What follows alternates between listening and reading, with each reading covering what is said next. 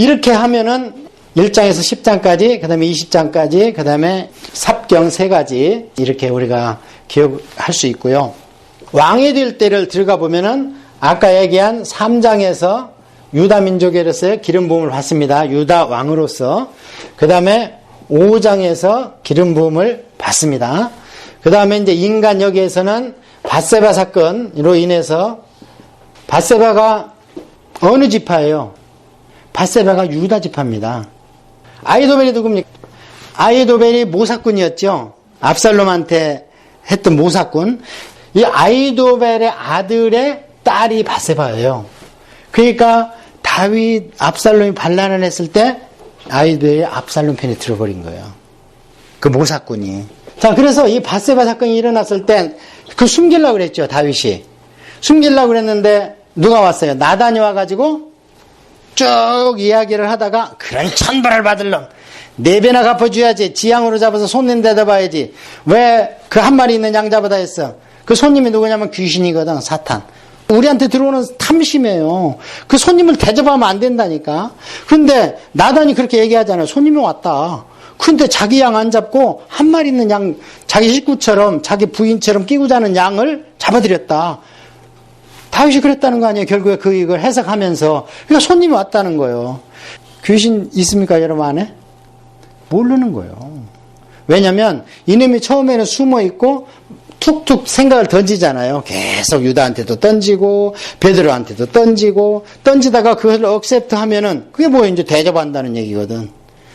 그렇게 해서 대접을 했을 때 4배로 갚아주라 그러잖아, 다윗이.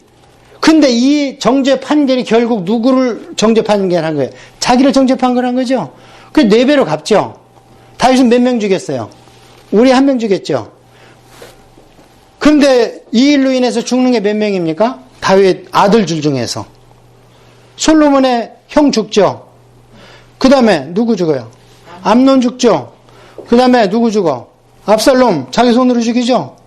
그 다음에 누구 죽어요? 나중에 솔로몬 시대 때 반증이니까 아도니아 죽죠. 내가 왕이다 그러니까 나중에 솔로몬이 죽여버리잖아요. 몇 배로 갚았어요? 다른 사람 마음 아프게 하니까 4배로 하나님이 자식을 그냥 쓸어가 버리는 거예요. 하나 건드렸는데 내처 10명, 그것도 아들이 건들잖아, 옥상에서.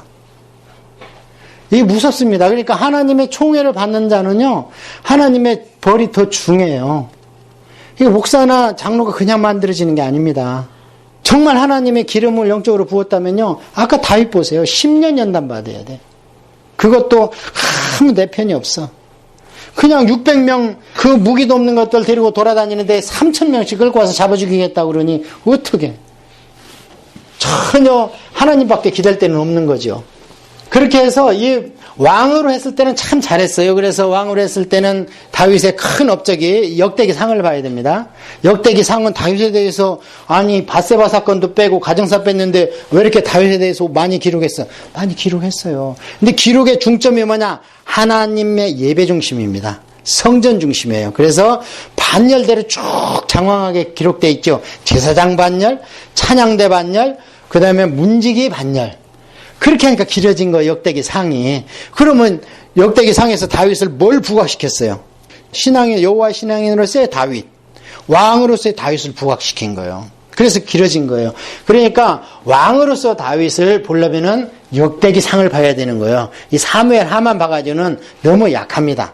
그 다음에 인간으로서 다윗을 봤을 때는요, 자, 암논이 이제 아까 그 사건이 결국에서 그 일 후에 이런 일이 있느니라 그랬죠. 무슨 일? 밧세바 일로 인해서 하나님이 이런 일이 생긴 것이다, 이 말이에요. 그게. 그 일로 인해서 암논이 죽어. 암논이 죽었을 때 그 다말, 배다르지만 여동생의 같은 그 어머니의 아들이 압살롬이죠.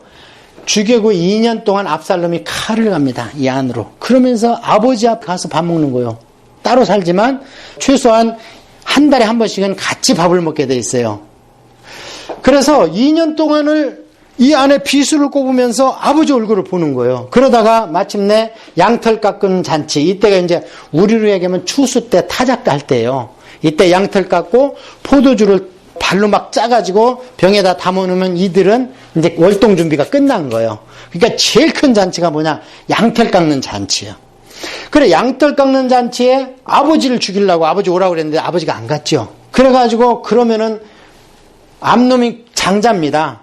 세상적으로는 왕의 계승권이 암논에 있어요. 그 다음에 압살롬에 있고, 그 다음에 아도나이한테 있으니까 아도니아가 반기를 든 거예요. 내가 왕이다 하고. 그래서 암논을 그러면 아버지 대신 큰형을 보내주세요.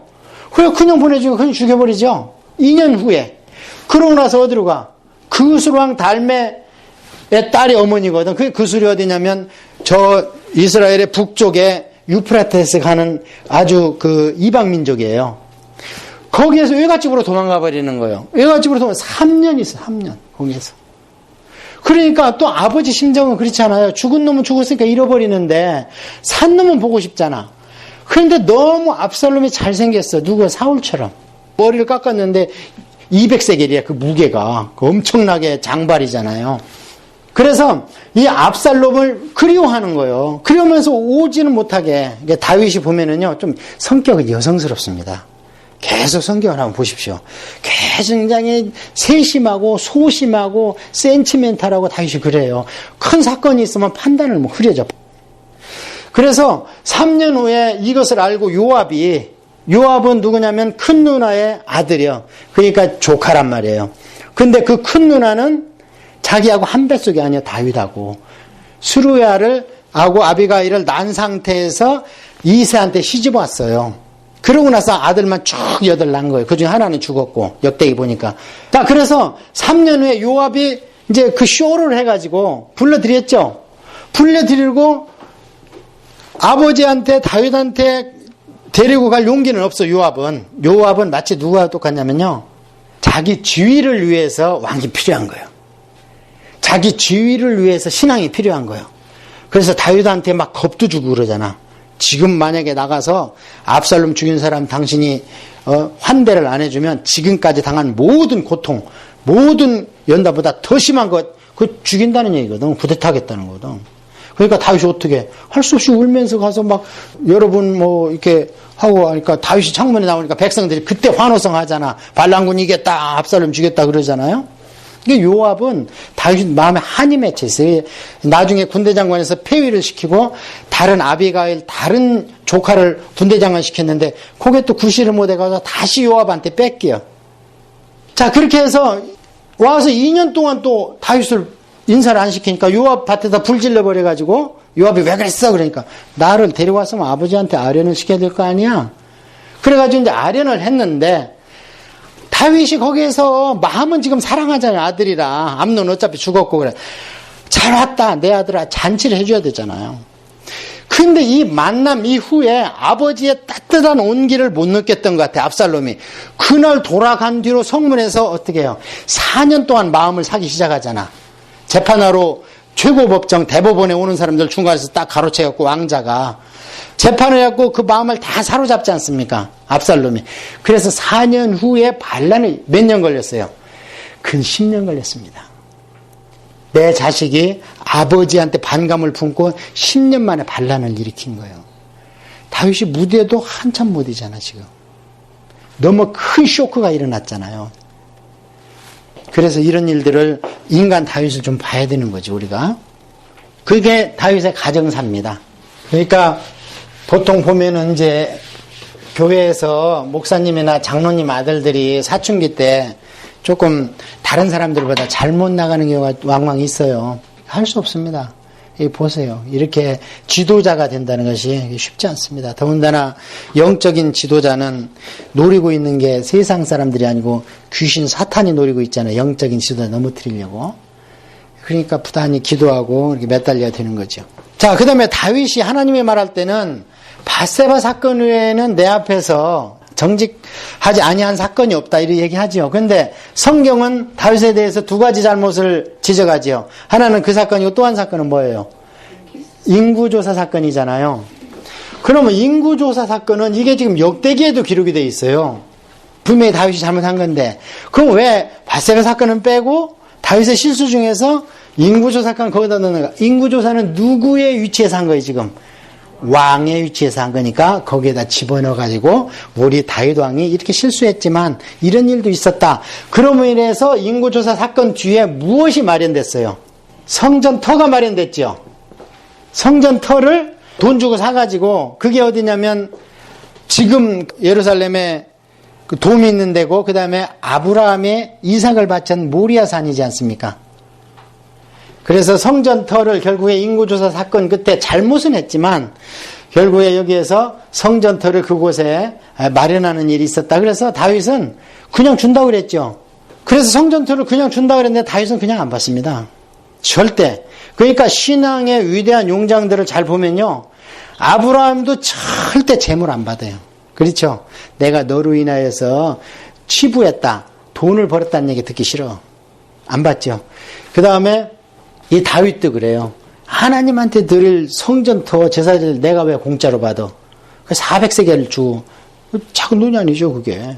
그러면서 마련하는 얘기가 나와 있습니다. 인구조사 사건. 그런데 이것은 왕으로서 한 일이고 이게 정직과 부정직과 관계된 게 아닙니다. 이거는 뭐 교만하고 관계된 거예요. 그래서 역대기를 보면 대적 사탄이 다윗에게 그 마음을 준 겁니다. 그래서 하나님이 마음 아파하는 게 뭐냐면 대적에게 틈을 보였다는 거예요. 사탄한테. 하나님은 내 자식이 좀 의로 일취월장하면요 굉장히 뻐기세요. 내 아들을 봐라 그래요. 욥한테 그랬죠. 내 아들을 봐라. 그러니까 사탄이 막 달라들잖아. 시험해보시오. 그랬는데 또 모세한테도 대적의 그런 틈을 줬다 그러고 그 다음에 다윗 때에도 네가 다른 거 말고 내가 지금 내 체면이 말이 아니다. 난 너 자랑했는데 사탄이 교만함 없는 길 거기 부응했잖아. 이게 하나님을 경록했다 그러잖아요. 그러니까 그런 것들을 어떻게 분간하겠어요? 말씀으로 분간해야지. 다윗도. 요압도 아는 거를 다윗이 왜 수행했을까? 그런 거 한번 생각해요. 요압도 말렸거든 요압이. 자, 그렇게 하면은 이제 우리 사무엘 하에 대해서는 거기에 나오고 사무엘 하를 딱 마감하면서 거기에다가 에피소드를 넣는 게 인구조사 사건 하나하고 하나는 기브온의 저주입니다. 이 기브온의 저주가 왜 성경에 기록이 되어 있는가? 이게 무슨 얘기냐면 아니 다윗이 정치를 하고 있는데 3년 동안 기근이 드는 거예요. 그리고 왜 기근이 드는가 기도를 해보니까 한이 맺혔다는 거예요. 이 기브온 사람들이. 이제 이 기브온 같으면은 처음에 여호수아하고 화친을 했죠. 멸하지 않겠다. 그랬는데 사울이 왕이 되고 나니까 나는 선민이다는 거야. 그러니까 하나님이 다 죽이라고 그랬다는 거예요. 근데 하나님은 죽이기 전에 뭐라고 그랬어요? 화친을 하러 와서 여호와의 신앙을 받아들이겠다 그러면은 그들을 어떻게 하라고 그랬어? 절대 죽이지 말라 그랬거든요. 근데 기브온은 그 유형에 해당이 되잖아요. 그러니까 근거 없는 국수주의에 사울이 꽉 사로잡혔어요.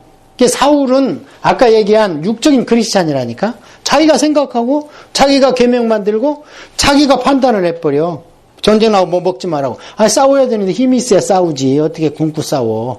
금식은 영적 전투에 나가는 거지. 세상 전투에 지금 나가고 있는데 블레셋하고 실컷 먹고 힘을 내야지. 그런 것 때문에. 그런데 이 기브온의 사울이 하나님이 다 죽이라 했다고 여기를 원어적으로 보면 씨를 말리려고 두고두고 못 살리고 그런 거 하나씩 죽이는 거예요. 트집 잡아가지고. 그래가지고 어떻게 해요? 이 사울이 죽고 나니까 기브온 백성들이 이제는 막 하나님한테 하나님 분명히 우리가 듣기로는 하나님 율법에 화친하면 죽이지 않기로 했는데 사울 때문에 우리가 얼마나 죽었습니까? 그러니까 어떻게 사울의 몸에서 난 7명을 목매달아. 목매달으니까 비워버리잖아요. 이게 지금 무슨 그럼 오늘날 우리하고 교훈이 있겠는가? 자, 세상 사람들이 우리가 이제 뭐 크게 종교 지도자까지 나가지 않더라도 우리가 세상 삶을 살 때 우리가 크리스찬인 걸 알잖아요. 알면은 우리가 하는 행동을 그들이 지들은 안 믿으면서 교회 다니면 착하게 된다는 건 어떻게 알아? 무주구춘동이 할머니도 안다니까? 교회 가는 걸 뭘 알아서 반대해, 그분들이. 근데 절에 간다 면 좋아해, 괜히. 산당에, 어디, 선왕당에 간다면 좋아하고, 그 교회 간다면 싫어해. 배우에 뭐가 있기 때문에 그렇죠? 그런데, 그런 사람들이 그렇게 교회를 싫어하다가도 교회 다니는 사람이 나쁜 짓 하면 뭐라 그래? 교회 다니는 것이 왜 저래? 교회 다니면 착하게 된다는 건 아는 거예요, 이 안에. 그게 뭐예요? 다 그 안에 신이 있는 거예요. 그래서, 이 사울 같은 경우에는 지금 우리하고 입장이 틀리잖아. 왕의 주의잖아요. 그래야 웬만한 사람은 죽이고 살릴 수 있는 권한이 있잖아. 이때 이것을 근거 없는 하나님, 여호와 신앙인데 미신적, 정령적 여호와 신앙에 근거해가지고 하나님이 죽이라고 그랬다고 그래서 다 죽이니까 한이 맺혔는데 하나님은 사실 누구 편이에요, 지금? 기브온 편이잖아요. 우리가 그것을 잘 알아야 되는데 여기에 들어갔던 사울의 영을 받았던 게 중세 기독교입니다. 그렇잖아요. 카노사의 굴욕, 왕을 갖다가 무릎 꿇히고 예수님은 어떻게 했어요? 로마를 점령할 때 칼로 했어요? 온유와 겸손으로 했어요? 온유와 겸손으로 했죠. 그러니까 세상에는 두 도성이 있다는 거 아니에요, 어거스틴이. 로마는 비록 게르만족에 망하고 있지만 하나님의 도성은 그 안에서 크고 있다. 처음에는 어거스틴이 착각을 했거든. 아, 이게 천년왕국이 시작됐나 보다. 온 천하를 호령하는 로마가 우리를 받아들였다. 그러더니 기독교만을 인정했다. 기독교를 국교화했다. 그러니까 뭔가 튀는 것 같은데 왠가 조금이니까 게르만족이 오니까 다 무너지기 시작해. 변방부터. 아, 이게 웬일이야. 그때 성 어거스틴이 깨달은 게 하나님의 나라는 따로 있어. 그래서 이 땅에는 보이는 세계, 보이지 않는 세계가 있어. 그런데 그것을 버린 것이 중세 캐톨릭이고 기독교입니다. 여러분이 캐톨릭이라고 말을 잘 알아들어야 돼요. 그건 교회라는 뜻이에요. 그런데 로만 캐톨릭이 있었고 이제 저째 그리스도 정교도적 캐톨릭들이 있었잖아요. 그게 이제 우리가 사도신경에 나오는 그 공교회를 얘기할 때는 캐톨릭이었어. 그때는 다 오늘날 우리가 교회 하는 것처럼. 그런데 그게 로마로 가면서 이제 반드시 여러분이 천주교로 얘기할 때는 로만자를 써줘야 돼, 앞에다가. 그 부류가 이제 그렇게 사울과 같이 하나님을 믿으면 모든 걸 장악해야 된다. 이거에 사로잡힌 거예요. 우리는 다행히 큰 지위가 없어서 얼마나 감사한지 몰라요. 그렇게 살아갈 기회가 없잖아. 그렇지만 우리의 삶의 터전에서 이런 것들을 하나씩 다 이겨 나가야 될 줄로 압니다. 그 다음에 이제 뭐 다윗이 도망 다닌 얘기 뭐 이런 것은 저도 잘 몰라요. 그게 뭐 무주인지 전주인지 대구인지 나주인지 뭐 잘 모르고 알 필요도 없고 성경에 나와 있는 유대의 지명은 지금 남아있는 건 10%도 안 됩니다. 다 옛날 도시가 되었고 먼저 가서 말뚝 박고 이게 거기다 하는 사람이 그게 이름 지면 그게 되는 거예요. 그러니까 특히 여호수아서 같은데 땅 나누는 얘기 그거 어떻게 알아 우리가. 우리 땅도 없고 우리 아버지 땅도 없는데 그런 거는 하나님 앞에서 제비 뽑았고 하나님 앞에서 미점령지에 대해서 분배했을 때 군소리 없었다. 그런 거를 우리가 교훈으로 아 이게 신앙이구나. 이렇게 믿고 나가야 되는구나. 이렇게 하나님 말씀을 받는 교훈이 있는 거지. 뭐가 어디 있고 뭐가 어디 있고. 그런 성서 지리학해서 이제 먹고 사는 사람들의 시간 많으니까 하시라고 그러고 우리는 그렇게 교훈을 얻으면 돼. 그러니까 성경에서 너무 세부적인 게 교훈에 매달리지 말고 지금 큰 교훈 많이 충분히 우리 신앙생활 할 수 있는 교훈들이 잡혔죠. 뼈대가. 그렇게 하면서 이렇게 안으로 들어가야 되는 것이죠. 자, 그렇게 하면 이제 다윗 얘기까지는 했고 그럼 역대기를 조금만 우리가 맛만 보고 넘어가야 됩니다. 왜냐하면 역대기 3까지가 다윗 얘기이기 때문에 그래서 우리가 다윗을 알으려면 뭐뭐 보라 그랬어요. 다윗을 알으려면 첫째 사무엘 하를 봐야 됩니다. 이게 다 다윗 얘기죠. 그 다음에 역대기 상을 봐야 됩니다. 역대기 상 앞에서 1장에서 9장까지는 창세기에서부터 쫙 있는 거예요. 1장에서 9장까지 그냥. 뭘로 다 얘기했어요? 인물로 얘기했잖아요. 인물로. 그러니까 여기에 나와 있는 족보의 인물을 보면 다 아는 거예요. 성경을. 그러니까 성경을 제대로 보려면 두 가지 중점적으로 볼 게 뭐냐. 사건과 인물을 보면 됩니다. 뭐가 기록되어 있으면 사건이 났는데 이 안에 인물은 누가 어떤 식으로 쓰임을 받았다. 이걸 보면 돼요. 성경을 볼 때. 구약이 그렇다는 거예요. 여러분 구약이 어려워요? 신약이 어려워요?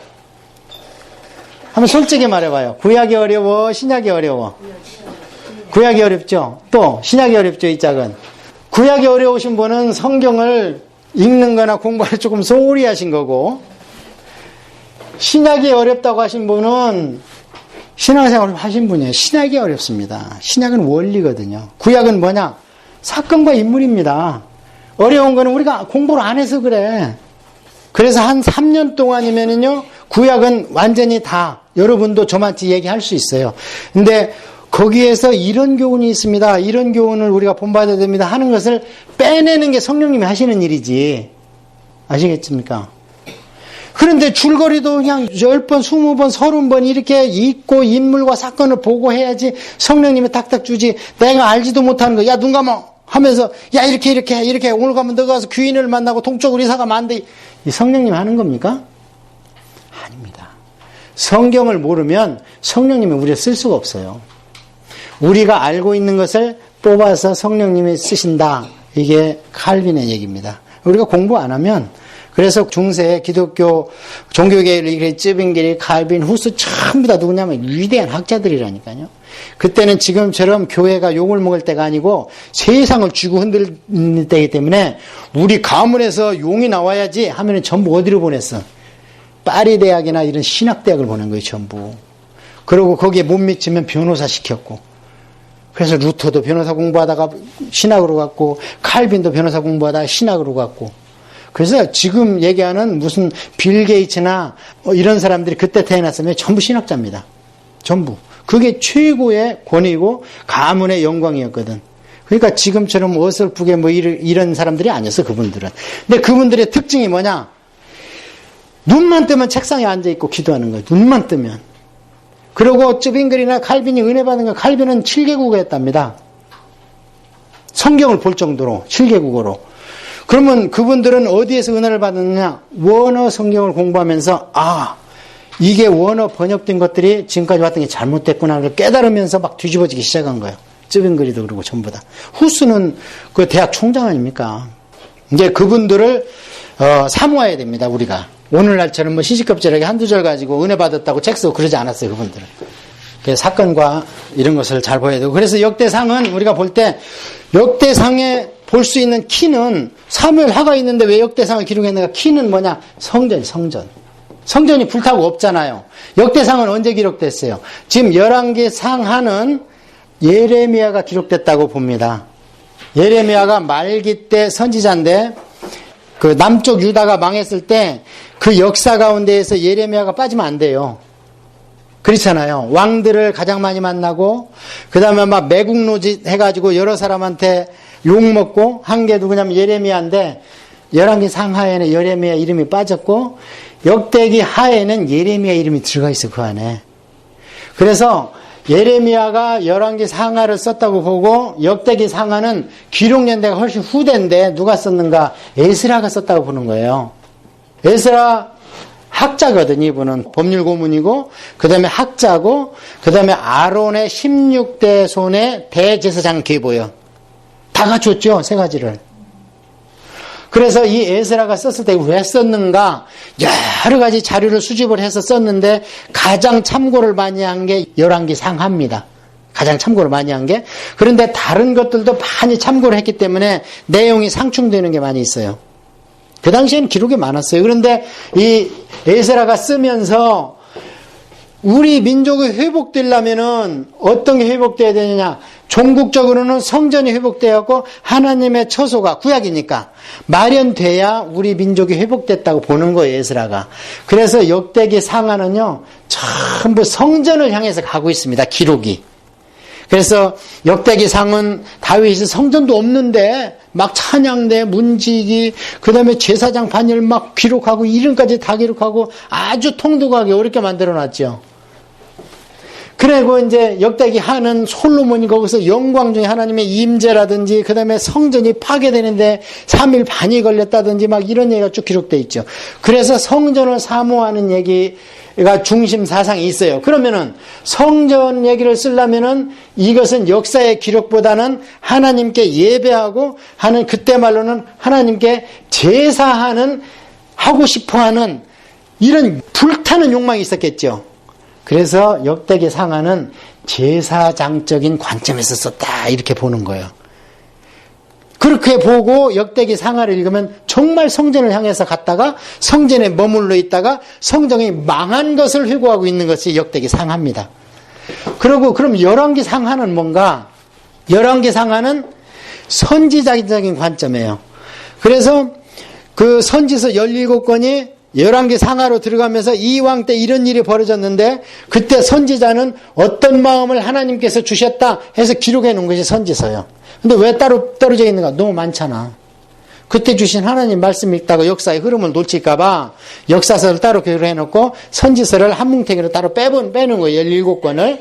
그래서 역사서 11개 상하서는 선지서의 감동이 이씨 읽어야지 그 역사가 우리한테 의미가 있는 거예요.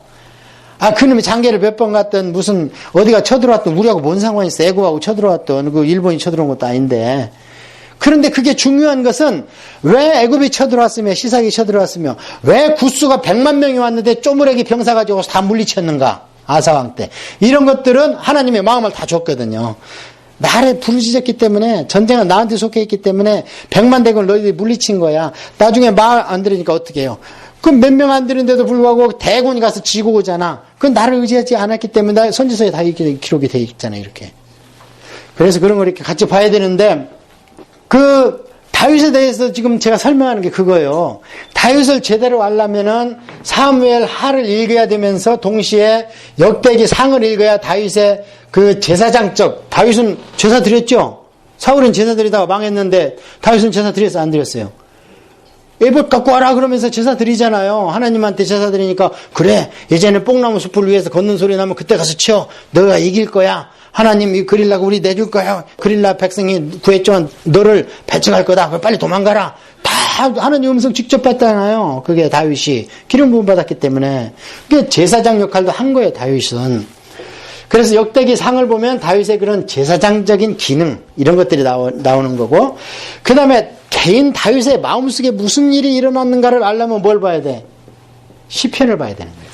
그러니까 사무엘상하나 역대상만 보면 다윗이 그냥 호인이고 다 용서하고 남자답고 막 이런 줄 알았는데 시편을 보면은요 여인 중에도 그런 여인 같은 마음이 가냘프고 센시티브하고 감정적이고 감정이 없으면 시를 어떻게 그렇게 많이 써?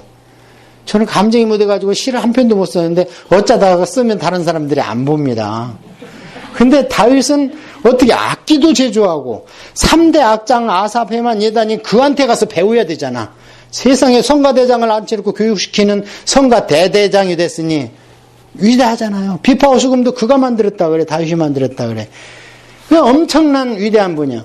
그러니까 그 감정이 어디서 내? 시편에 다 있습니다. 단어가 있어요. 다 시편에. 그래서 시편을 안 보고는 개인 다윗을 모르는 거예요. 자, 이래서 다윗까지 이제 우리가 말씀을 드렸습니다.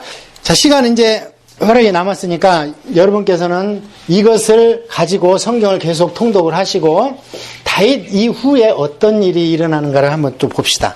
성경을 여러분이 보실 때 몇 년 단위로 구약에 인물이 나왔다 그랬어요? 500년 단위로 나왔다 그랬죠. 그러면 다윗은 대략 물론 1100년대인데 대략 몇 년 언대뿐이라 다윗은 1000년경이라 그랬죠. BC 1500년경에 모세가 나왔고 500년 후에 다윗이 나왔고 예, 그러니까 다윗과 모세 40년 광해시다 빼고는 가나안의 여호수아가 들어갔는데 무려 한 400년 정도 갭이 생기죠. 400년 넘게. 그러니까 사사시대가 350년에서 400년 된다는 겁니다. 사사기에 읽어보면 연도가 안 나와요. 안 나오는데 솔로몬이 성전을 질 때가 한 980년 정도 이때 정도 돼요. 성전을 지고 막 이렇게 할 때가 대략 계산하니까 다윗이 BC 1000년도 뿐인데 이제 땅도 제일 많이 차지했고 하나님 뜻대로 하고 그러니까 암몬 같은 데는 막 왕이 되니까 고맙다고 하고 그 다음에 그 두로왕 백향목 갖다가 궁전을 막 알아서 지어주고 하나님이 이렇게 된다고 그랬잖아요. 두로 시돈 왕들이. 자, 그래서 다윗이 이렇게 잘 나갔는데 그 밑에서 누구냐면 솔로몬이 나왔어. 그래서 솔로몬은 이제 역대기를 보면 밧세바하고 첫 불륜의 아이는 죽었죠. 그 다음에 마치 솔로몬이 두 채로 나오는 것 같잖아. 근데 역대기에 보면 솔로몬이 밧세바 사이에서 나온 네 번째 아들입니다. 근데 막내로 나와요, 솔로몬이. 거기에. 그러니까 성경은 필요한 사람만 기록하는 거예요. 필요한 사람만. 그래서 솔로몬이 이제 왕이 됐을 때 하나님 그러셨거든요. 너는 성전을 못 지어. 왜냐면 전쟁을 많이 해서 손에 피가 있어. 그 피가 있으면 어때요? 이렇게 얘기할 수 있지만 하나님은 누구의 하나님이야? 온 세상의 하나님이죠. 그러면 다윗한테 목숨을 잃은 사람들이 야, 하나님 믿자 그러면 믿겠어요? 네 우리 부모 죽였잖아. 그거 안 믿겠지 끝까지. 그러니까 하나님 너는 안 된다는 거예요. 정복을 많이 했지만 너는 왼수를 많이 졌어. 사람을 많이 죽여서. 그러니까 너는 안 되고 전쟁시가 아니고 평화시에. 평화시에를 다시 말로 얘기하면 샬롬이 와야 된다는 거예요. 샬롬. 샬롬이 와야 내가 만 열방의 하나님, 열국의 하나님을 알고 모든 민족이 내게 속하였으니 이거 나오면 딱 나와야 돼. 출애굽기 19장 5절 6절. 이스라엘 백성은 제사장 나라고 너희들은 선민이 아니야. 선민하고 제사장 나라 틀려요. 선민으로 택함을 받은 제사장 나라는 거예요. 그러고 온 열국이 나한테 속하 있단 말이에요. 그런데 너하고 왼수진 백성이 옆에 주위에 즐비하게 있는데 내가 성전 졌으니까 와서 여호와께 예배드려. 몸 따로 마음 따로겠지. 와가지고 우리 조상을 죽인 다윗 왕 섬기는 내가 절은 하지만 나 마음속으로는 경배 못한다. 그럼 하나님은 안 되지. 하나님은 모든 만민의 아버지니까. 그래서 뭐라 그래요? 너는 안 되고 평화시에. 평화시에 샬롬이요. 샬롬에서 누가 왔어요? 이게 남자로 오면 솔로몬이고 여자로 오면 술람미가 됩니다. 그래서 솔로몬 때 오니까 이제 다윗은 겁이 덜컥 먹었어. 솔로몬이 왕이 된다니. 그래서 하나님 솔로몬이 왕이 되면은 또 이 바세바 이런 일로 인해서 덕이 안 되면 어떻습니까? 걱정하지 마라. 솔로몬은 네 아들이 아니고 내 아들이다.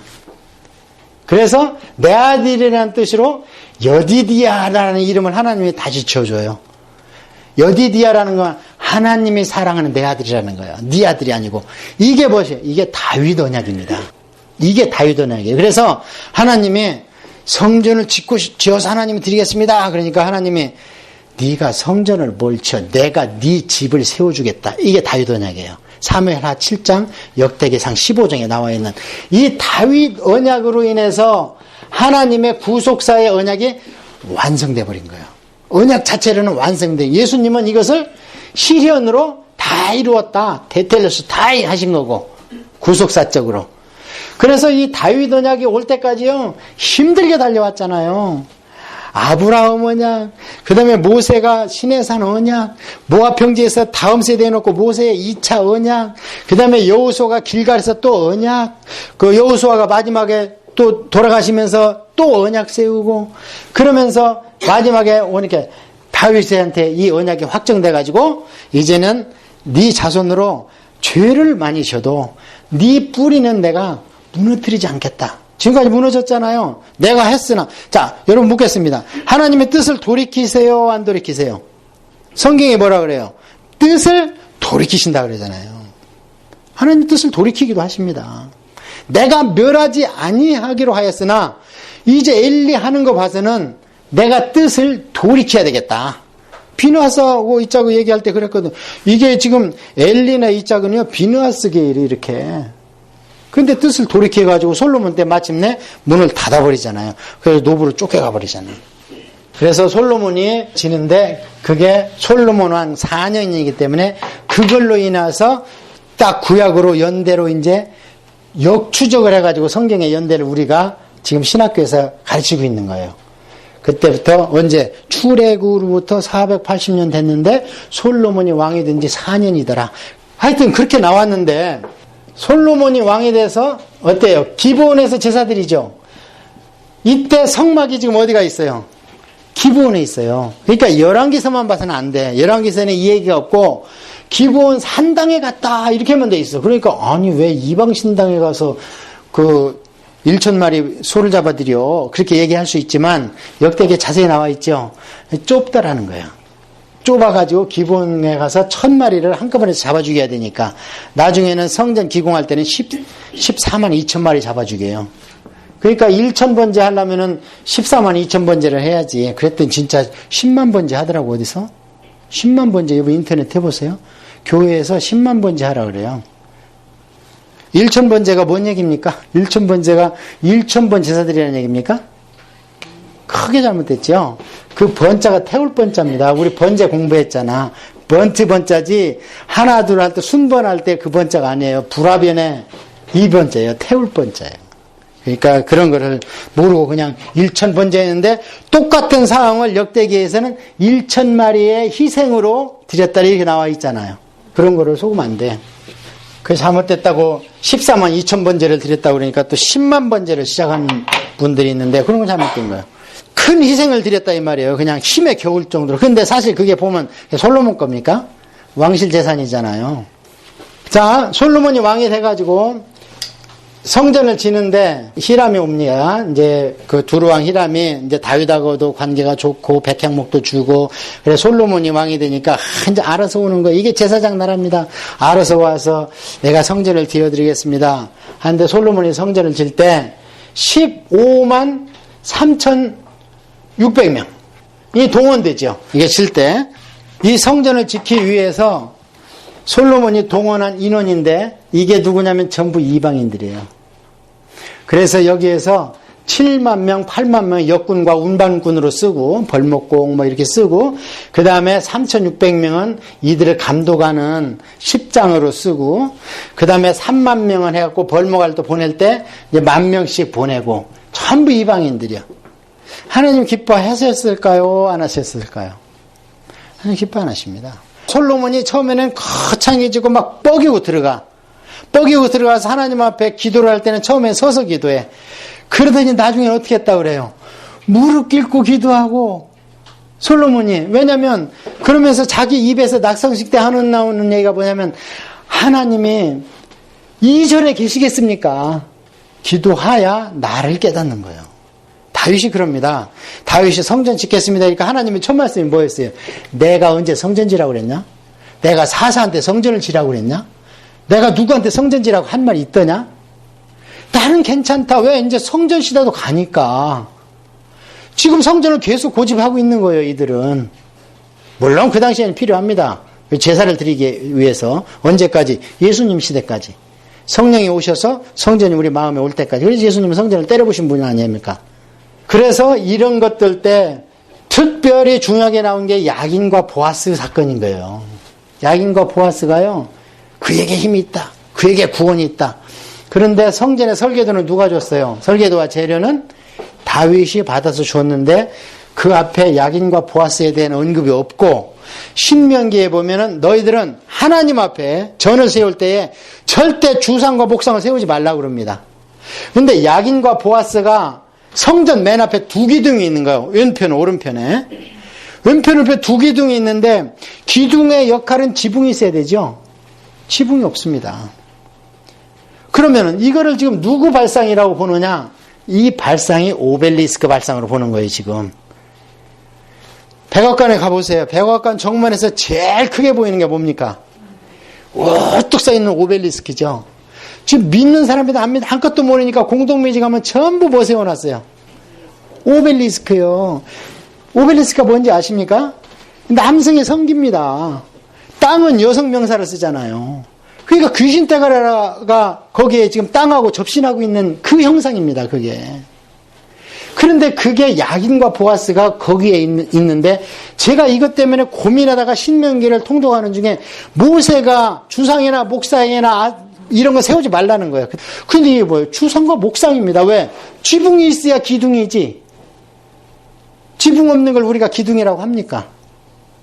그래서 이 원어를 보니까 여기에 하나님 얘기가 하나도 없고 두리뭉실하게 그에게 힘이 있다. 그에게 구원이 있다. 이런 말입니다. 야긴과 보아스가. 그게 이것을 지금 오늘날 누가 이해하고 프리메이슨이 나치에서 맨 먼저 세워놓는 게 야긴과 보아스입니다. 그래서 제가 말씀드리는 거예요. 세상은 두 영이 이 세상을 이끌어 가시는 겁니다. 하나님과 선하신 우리 하나님과 그 다음에 거기에 대적해서 하나님 마음을 아프게 해서 사람들을 뺏어가려고 하는 그런 악신이 역사하고 있는 거예요. 하나님은 성전을 지라고 말씀을 안 하셨어요. 그냥 텐트도 괜찮아. 그런데 그것을 솔로몬이 지고 뻐기다가 처음에는 막 두 손을 두고 백성을 향해서 나중에는 뒤로 성전을 향했다가 그 다음에는 무릎을 꿇고 기도하는 것을 봤을 때 기도가 깊어져야 나를 아는 겁니다. 그렇게 해서 솔로몬 시대 때 드디어 그가 한 행위 때문에 하나님이 어떻게 해요? 죽여서 문을 닫고 싶은데 사사기 때처럼 막 야단을 치고 싶은데 누구 언약 때문에? 다윗을 생각하사 그러잖아 항상. 다윗 때문에. 그래서 드디어 사울이 몇 년 동안 왕이 됐어요? 40년. 다윗이 몇 년 동안 왕이 됐어요?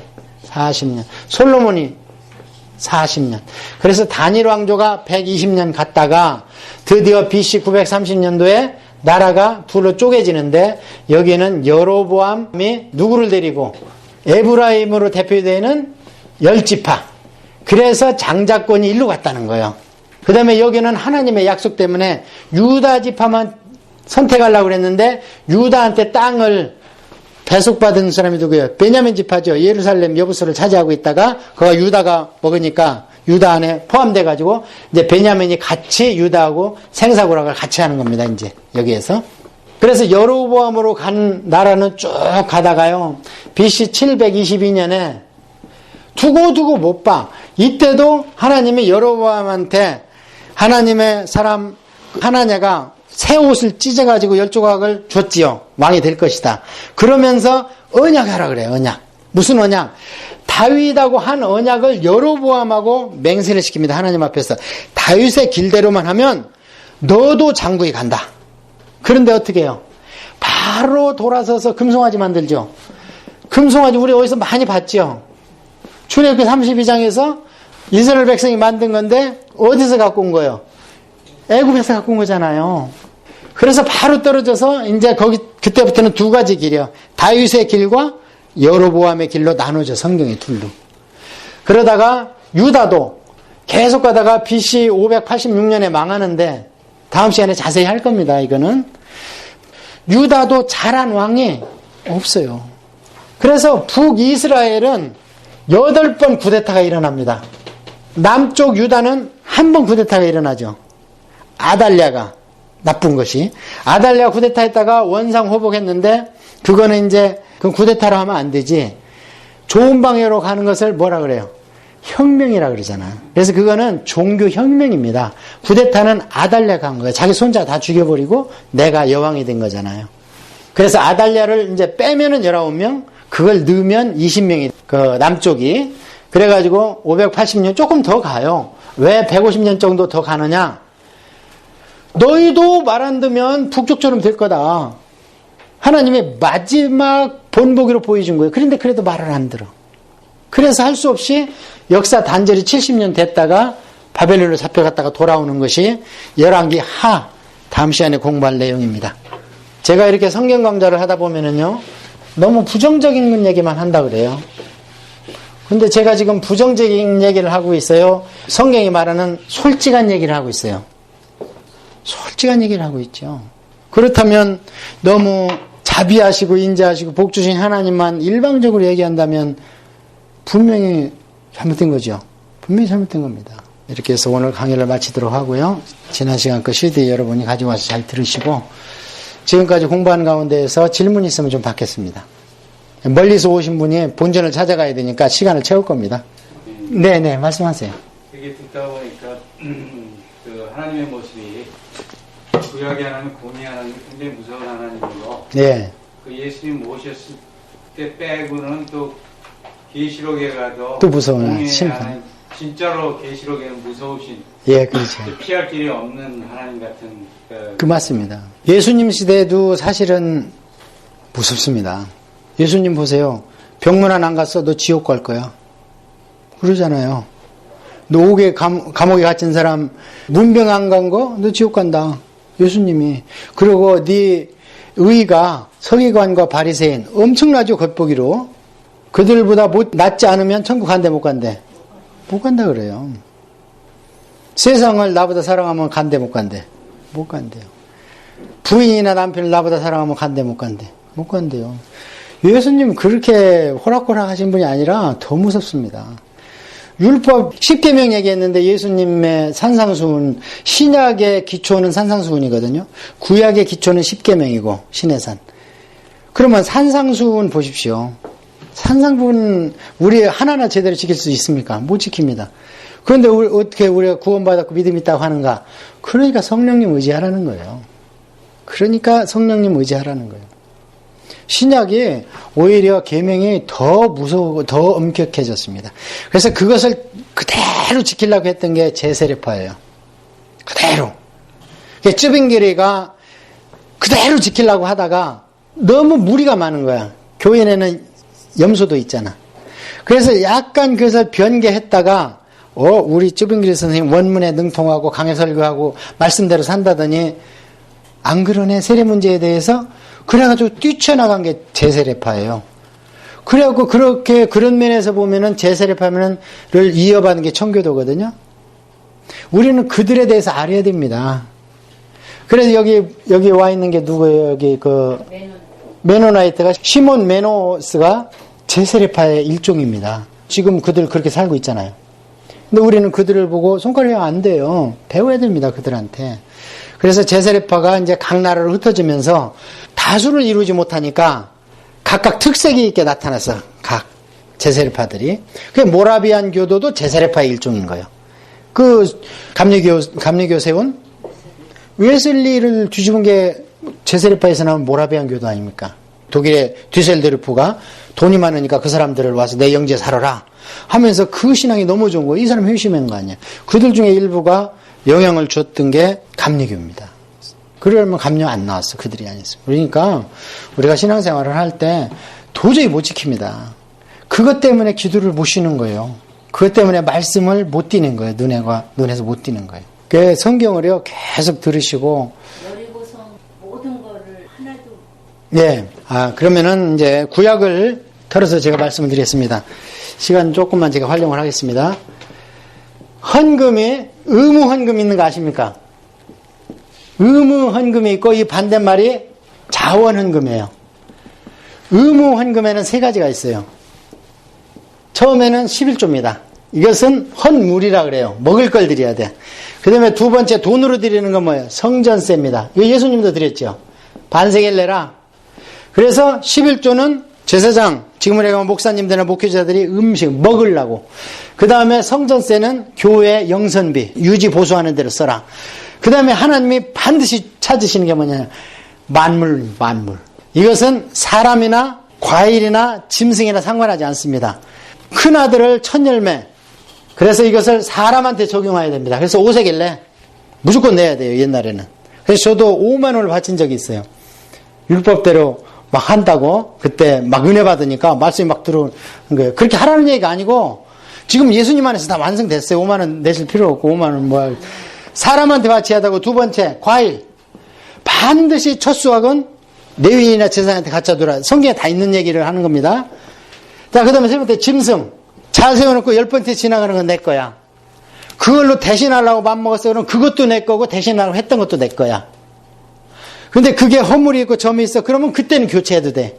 하나님 얼마나 욕심쟁이십니까? 그 다음에 전쟁, 땅, 전리품, 수확물. 첫 전쟁은 무조건 내 거야. 거기에서 피 본 게 누구예요? 악 하나님입니까? 여리고성에 있는 건 다 내 거라는 거야. 왜? 첫 전쟁이니까. 하나님과 한 첫 전쟁. 그런데 나중에 그 아이성 때는 뭐라 그래요? 니들 다 가져 그러죠? 하나님은 이렇게 나만 보라는 거예요. 그 다음에 자원제는 뭐 있느냐? 감사, 서원. 그래서 성경에 보면 하나님이 가장 기뻐하시는 게 서원입니다. 왜냐하면 두리뭉실하게 믿지 말라는 거예요, 나를. 나는 눈 펀히 뜨고 있고 너희와 함께하고 있는데 나하고 내기를 해보자. 이게 기도원 아닙니까? 계속 하나님 야 기분 나빠. 양탈했으면 됐지. 또 뭘 구해. 하나님 그러셨어요? 아니죠. 계속 얘기해봐라. 계속 나에 있는 표징을 보여주마. 가봐라. 그들 입에서 너 올라오라고 얘기할 것이다. 그래서 서원제를 하나님이 가장 챙기시고 가장 기뻐하시는데 그 대신에 이건 어떻게 해야 돼요? 안 지키면 그만큼 벌이 큽니다. 그 다음에 기뻐하시는 게 감사제야. 하나님이 제일 싫어하는 거 뭐냐? 제사입니다. 제사. 제물 갖다 바치는 거. 죄 없으면 제사 드려요, 안 드려요? 제물 제사. 필요 없지. 그럼 바라트라 그래. 그거는 죽이라는 얘기거든. 뭐들 하나님이 짐승을 죽여, 네 대신. 하나님 뭐 죽이는 거 좋아하지 않잖아요. 그래서 하나님이 제일 싫어하는 것은 제사입니다. 죄와 허물을 제할 수 있는 제사. 그건 없을수록 좋아. 그런데 이스라엘 백성들이 계속 다른 거는 안 하고 그것만 하고 있으니까 누가 성전문에 못질 좀 해라. 내가 짐승 타는 냄새에 질려버렸다. 야, 산에 있는 짐승 다 내 거야. 우양이 다 내 거야. 금은 다 내 거야. 왜 너희들 거로 같이 해? 내가 준 걸로는. 그러잖아요. 나 기도할 때 하나님이 주신 것 중에 사는 게 드립니다. 그러잖아요. 그게 신약 얘기가 아닙니다. 구약에서 성령 충만한 자들 입에서 나온 기도예요. 그게 다 하나님 거라는 거예요. 다 만물이 다 내 거라는 거예요. 예. 헌금 확실히 아셨죠? 헌금에 저는 뭐냐, 기쁘게 안 드리면은 돈 손해요. 하나님께서 그렇게 말씀하세요. 기쁘게. 그럼 기쁘게 드리는 헌금의 첫째가 뭐냐? 너를 드리라는 거예요, 첫째. 데살로니가 교회한테. 너희를 드리고 너희들한테 있는 물질 가운데서 기쁨으로 드리라. 이게 헌금의 가장 큰 틀입니다. 기쁘게 안 드리면요, 하나님은 후하고 불어버려요, 그거. 그러면 나 돈만 손해지. 물질만 손해고. 그런 것을 우리가, 하나님 돈이 없으신 분이 아닙니다. 우리가 안 내면 일을 하실 때 다른 사람이 내십니다. 그러면 내가 받을 상을 그들이 받는 거예요. 그게 에스더서 아닙니까? 너 아니어도 우리는 구원받게 돼 있어. 왜냐하면 하나님의 이 종족으로 인해서 온다 그랬으니까, 메시아가. 너 아니어도 다른 사람을 통해서 구원받는 게 에스더 사건이에요, 그게. 그게 이때를 위함이 아니냐. 자, 또 여러분께서 오늘 들은 말씀 가지고 성경을 계속 들으세요. 계속 성경을 들으세요. 기도 한 1, 2분 하시고 돌아가도록 하겠습니다. 아버지 하나님, 오늘도 말씀을 저희들이 들었습니다. 역사서를 같이 공부하면서 하나님의 마음이 아직은 구체적으로 나타나지 않습니다. 이제 다음 시간에 열왕기를 통해서 하나님의 울고 선지자들을 통해서 가슴을 졸이시면서 하는 모습을 많이 볼 텐데, 우리 인생이 그렇습니다. 가나안에 들어가고 성령 세례 받고 구원받았다고 기쁨에 날뛰는 것이 아니요 사울과 같은 자가 되지 않게 하시고, 저희들이 하나님의 말씀을 제1주의로 신앙생활하게 하시고, 법궤가 있다고 전쟁을 이기는 게 아니요 신앙이 없으면 모든 게 다 소용이 없습니다. 우리 사랑하는 성도들 정령신앙에서 벗어나고 여호와의 명찰이 되는 가짜 귀신에게 속지 않도록 하나님 함께해 주시고, 우리 마음속에 하나님의 성전이 있을지언정 아버지 우상단지의 제조장이 되지 않도록 저희들을 근신시켜주고 깨워주시고, 이제 말씀을 들을 수 있는 모티베이션을 받았사오니 돌아가서 말씀을 계속 듣게 하여 주시옵시고, 우리가 한 끼 밥 먹었다고 점심 걸르고 저녁 걸리는 게 아니요 매 끼니 있다가 되면 허덕이는 것처럼 우리가 하나님의 말씀을 기도를 쉬면은 허덕이게 하여 주시옵시고, 시냇물을 쫓는 사슴과 같은 존재가 될 수 있도록 하나님 역사하시고 함께해 주시옵소서.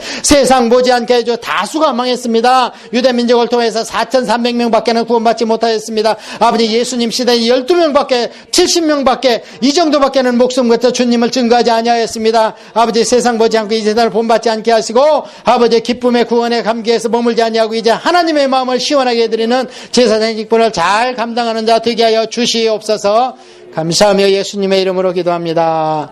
아멘. 아버지 하나님 감사합니다. 가는 길이 복되게 하시고 생업의 복을 주시고 건강 주시고 자녀 위에 구원의 손길을 뻗치시옵소서. 예수님의 이름으로 기도 올리옵나이다. 아멘. 할렐루야.